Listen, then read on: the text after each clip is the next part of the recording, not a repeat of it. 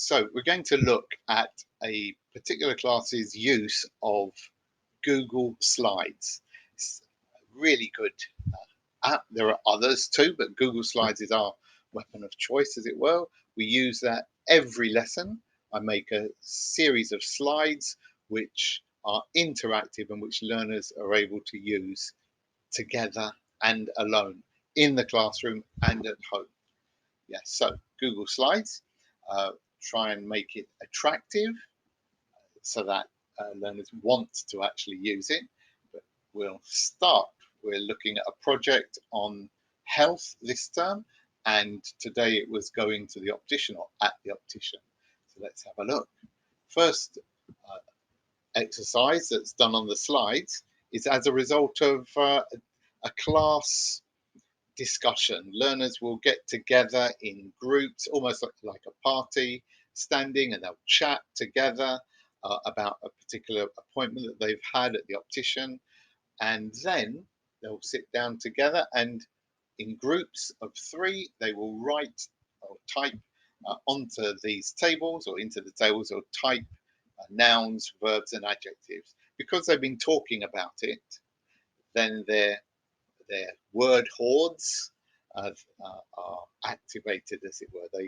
They're able to show just what they know. This is really important for the teacher to see. There are other reasons for being vocabulary rich, for concentrating on vocabulary at the beginning, because we're able to use that vocabulary, the learner's vocabulary, and to extend it. We're able to use it to start with by saying, right, alphabetize these words. They're your words, put them into alphabetical order. Or we can say now, sort these words, grammatically sort them into nouns, verbs, and adjectives. And so we can ask learners to do that individually on paper or on screen. This particular word cloud was made in about 1.5 minutes to 2 minutes, so it can be done on the fly just by pouring the words into an app called, a platform called wordart.com. It just makes it attractive and interesting. There we go. So once we've got this set of words, we can use them, recycle them and use them. Here we have them used, optician words used by the learners. They'll put their names into these tables so that I know which learners used which boxes. Yeah, that just gives us an individualized, almost individualized look at abilities. So they've said will check, will not book, will take. Yeah, so they will check and he will not book, and so forth. So the tables have been made, and now that takes about 5 minutes, and then they'll get on to individual work in which they make sentences using that tense. And yeah, 3 sentences. Once they've done 3 and they've done that well, we'll say, okay, to differentiate, you can make a compound sentence, a 2-part sentence, if you're getting them all correct. Right. They, of course, aren't error-free to start with. There are mistakes that will be made, but the teacher gets to talk and go through and elicit, draw out the mistakes, saying, don't correct them immediately. Wait till we've gone through everybody's. You can take notes if you like, but then correct them. Correct them when we've gone through everybody's. And you'll see if there are common mistakes and so on. Now, if they correct it themselves, then they just simply get a tick to indicate that. And if at the end of their time they're unable to do that, then I'll just put a blue correction to show it's mine. I've corrected it. So the sentence is good. It means, again, 27 sentences approximately that are well formed and that can be accessed at home, in the classroom, day or night. I've seen learners do this kind of work at 10:30 at night.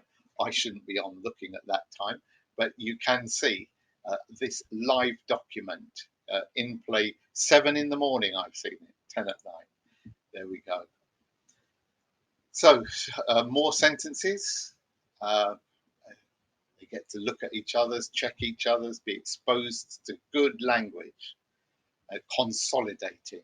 And then we'll read this, of course, aloud, make sure that we're pronouncing and using good intonation. Forms a real good basis for work, for lots of different kinds of work. We go on to look at some collocations.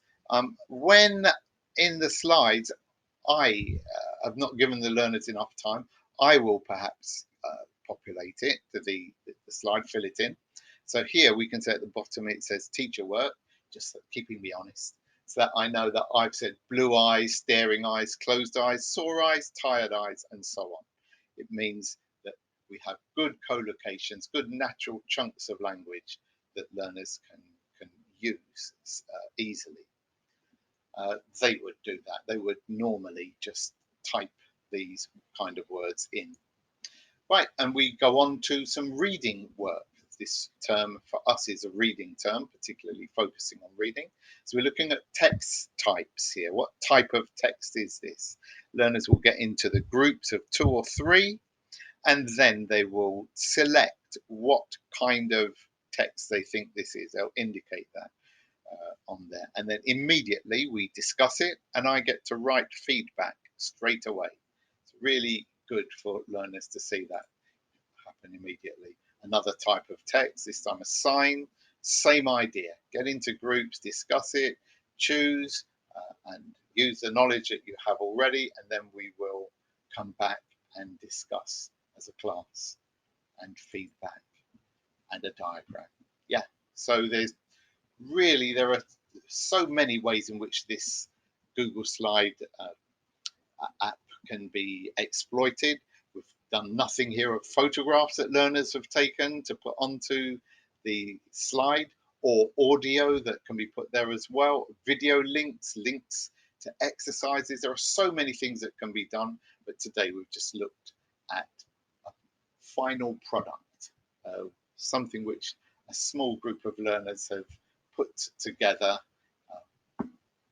for their learning and for assessment.